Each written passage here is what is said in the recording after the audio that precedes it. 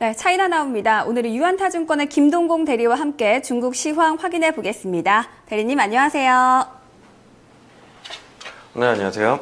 네, 오늘 중국 증시 오전에는 하락하는 모습이었는데요. 현재도 오전장에서의 낙폭은 어느 정도 줄여놓은 상태고요. 전일 대비 0.08% 하락한 3,639포인트대에 지나가고 있습니다.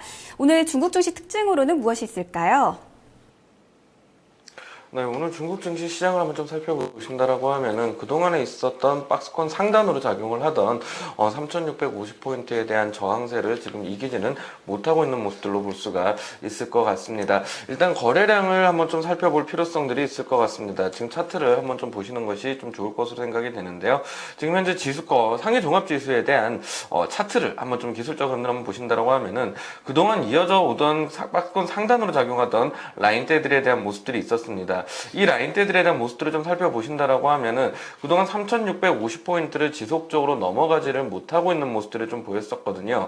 이번에도 지금 그 위치에 지금 해당을 하고 있는 모습들이 좀 보여지고 있고요. 그리고 단기간에 돌파가 나타나기에는 다소 좀 힘든 상황이지 않을까라고 일단 좀 말씀을 좀 드려보고 싶습니다. 가장 큰 이유로 볼 수 있는 것은 거래량이 전체적으로 감소를 하고 있다라는 것이 가장 큰 이유라고 좀 볼 수가 있을 것 같고요. 이 거래량의 증가가 없다라고 하면은 결국은 박스권 상단에 대한 돌파가 나타나지 않을 가능성들이 높고, 그렇다면은 한동안은 좀 주가가 여기를 고점으로 해서 움직일 가능성들이 높지 않을까, 3,650포인트가 단기적인 고점으로 작용할 가능성들이 좀 높다라고 보여지고 있습니다. 일단 오늘 상승 업종과 하락 업종들을 좀 찾아보도록 하겠습니다. 상승 업종들을 살펴보신다라고 하면 에너지 설비, 그리고 증권 업종, 그리고 인터넷 업종, 소프트웨어 업종들이 일단 상승을 하는 모습들이 좀 보였었고요. 하락하고 있는 업종들은 해운, 항공, 그리고 은행, 의료보건 제약주들이 좀 하락을 하는 모습들이 좀 보여주었었는데요. 해운 항공주들이 최근에 유가 하락에 따른 그런 좀 긍정적인 재료들을 삼아서 좀 상승을 하던 모습들이었습니다. 저는 유가가 올랐다라고 하지만 큰 폭의 상승세는 일단 보이지 않은 상황이었었는데요. 어제 그동안에 좀 많이 올라왔던 것들에 대한 일시적인 조정세들이 일단 좀 시장에서 나타나고 있는 것이 아닌가라고 좀 볼 수가 있을 것 같습니다. 결국 지금 현재 시장들은 어느 정도 3,650포인트에 대한 부담들은 일단 좀 느껴지고 있기는 합니다. 그렇기 때문에 적극적인 트레이딩 전략들보다는 일단은 약간 좀 리스크 관리를 좀 염두에 둔 투자 전략들을 가져가 보시는 것이 좋을 것으로 생각이 되어집니다. 이번엔 주요 이슈 확인해 보겠습니다. 중국이 농업의 현대화 추진을 가속화하고 있는데요. 현재 이 부분은 어떻게 진행이 되고 있는 건가요? 네, 최근 중국에서는 농업을 현대화해서 이제 조금 더 효율성을 높이겠다는 그런 전략들을 이제 좀 그런 모습들을 좀 많이 보여주고 있습니다. 실제로 13차 5개년 교육에서도 주요 안건 중 하나였고, 앞으로 중국 정부에서 핵심으로 핵심으로 키워나가겠다라고 이야기해줬던 산업이라고 볼 수가 있을 것 같은데요. 이렇게 좀 중국이 농업이 이제 현대화된다라고 했을 경우에 좀 수혜가 볼 수 있는 업종들, 그리고 관련주들을 좀 찾아볼 필요성들이 있을 것으로 생각이 되어집니다. 일단 첫 번째로 꼽을 수 있는 것은 가축 양식 기업이라고 일단 제가 표현을 해놨습니다. 사육을 하고 있는 업종들, 그러니까 그런 것들을 좀 한번 볼 수가 있을 것 같은데요. 특히나 최근에 중국 같은 경우는 돼지고기 가격들이 최근에 급등을 하고 있는 모습들이 보여주고 있습니다.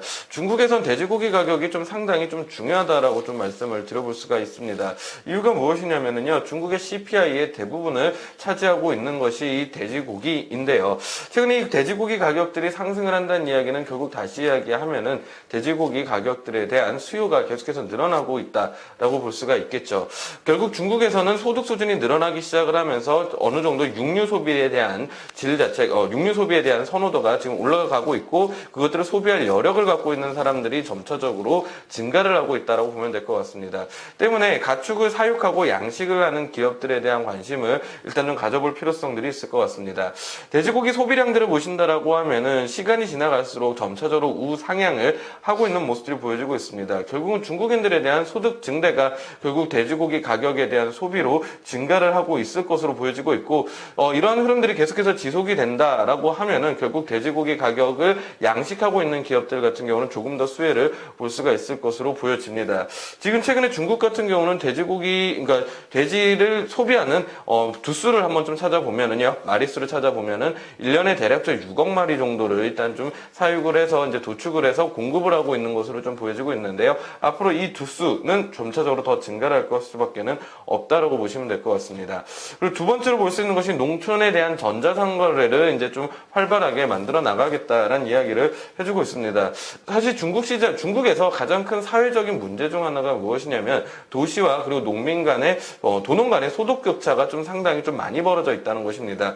결국 이것이 빈부격차로 나타나고 있는 모습들인데요. 이 빈부격차에 대한 모습을 좀 줄여야 되기 때문에 이 농촌의 농민들에 대한 소득을 좀 더 증대시킬 필요성들이 있습니다. 때문에 중국에서는 우리나라와 마찬가지로 이런 농산품들을 인터넷을 통해서 판매를 하게 하면서 결국은 이제 중간 유통업자들이 가져가는 마진들을 농민들에게 돌려줄 수 있는 정책들을 가져가고 있는데요. 그것이 바로 무엇이냐면 중국의 전자상거래를 이제 기반으로 해서 농산물들을 직거래를 하게 하겠다라는 것입니다. 결국은 최근에 있었던 중국의 인터넷 플러스 전략과 맞물려 있으면서 앞으로도 추가적인 상승세를 만들어낼 수 있다라고 좀 말씀을 드려볼 수 있을 것 같습니다.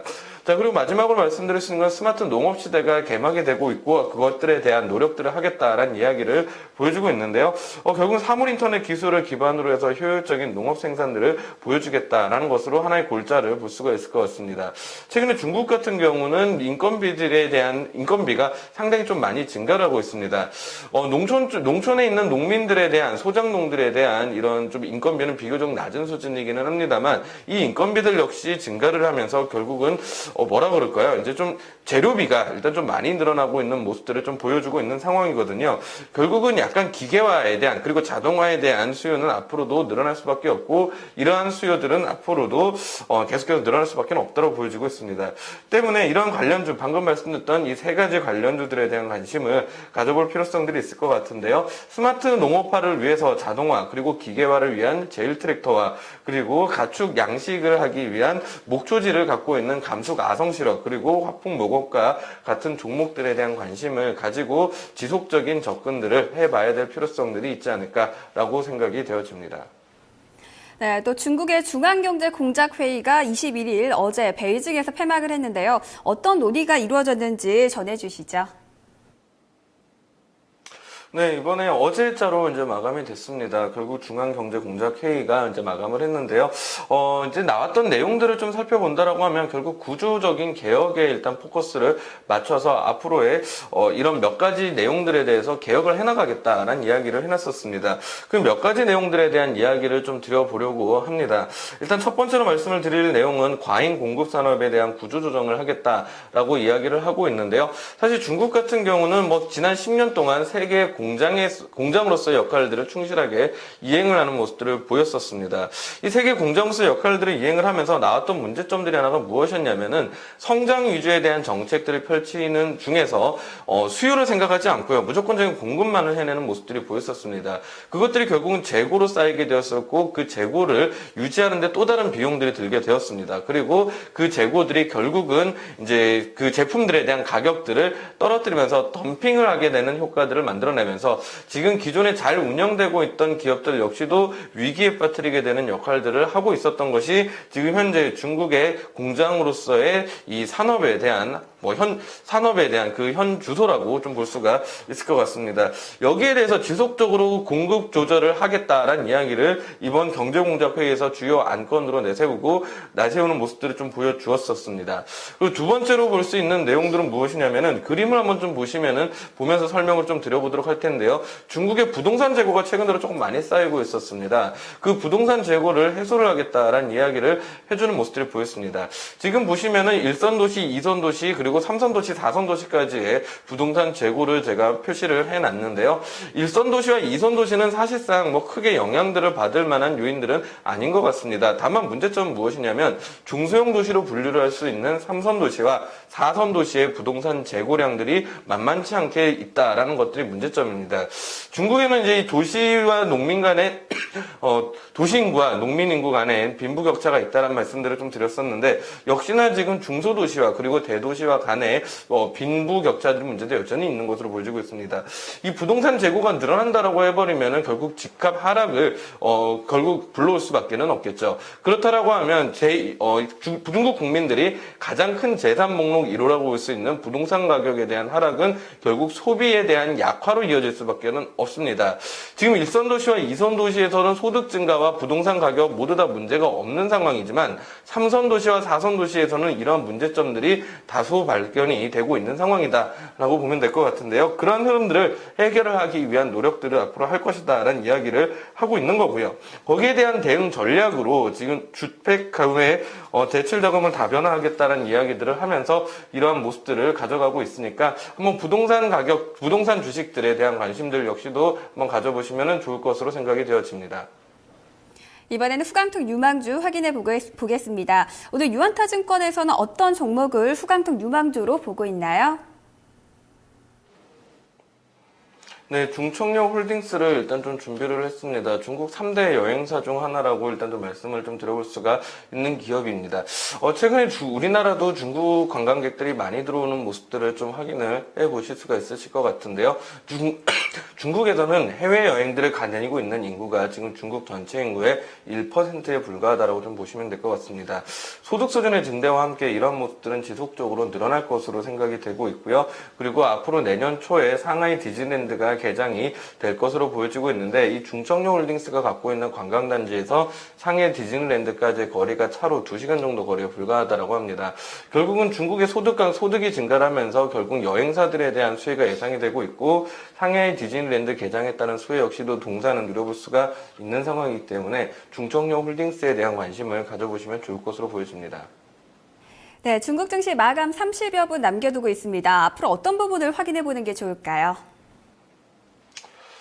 네, 사실 초반에 일단 다 말씀을 좀 드렸던 것 같은데요. 저항대 라인이 3,650포인트입니다. 그리고 여기에서 지금 거래량들 자체가 늘어나고 있지 않은 상태입니다. 11월 달에 있었던 단기 고점을 형성했던 거래량들을 넘어가고 있지 못하는 상황이기 때문에 추가적인 거래량 동반 없이는 3,650포인트에 대한 돌파를 기대하기에는 다소 조금 힘든 상황이라고 좀 볼 수가 있을 것 같습니다. 다만 한 가지 우호적인 점들은 최근에 지속적으로 상승을 하고 있던 위안 달러 환율에 대한 흐름 들이 다소간의 안정세를 좀 찾고 있다라는 것인데요. 최근에 달러 인덱스 역시도 좀 최근에 하락을 하는 모습들을 보여주면서 위안 달러 환율에 대한 안정세에 대한 기대치는 일단 좀 높아지고 있습니다.